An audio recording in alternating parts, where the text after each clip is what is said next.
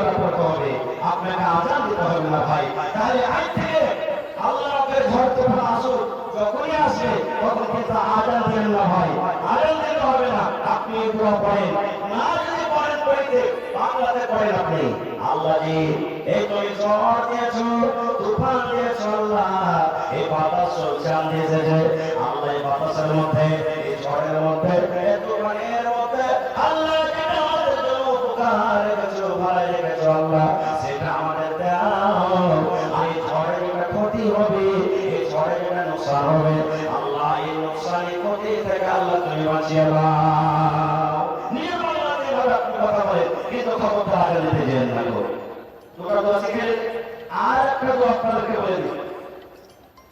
আচ্ছা ঠিক আছে, বাস লাইন কাটবো আমি, আর একটা হাদিস বলে দিই, তারপরে ইনশাআল্লাহ কেটে দেবো। 3 নম্বরে একটা খুব দামি কথা বলে দিই আপনাদের সামনে। সুবহানাল্লাহ, আজকে যত লোক এখানে আমরা বসে আছি, আল্লাহ রহমতে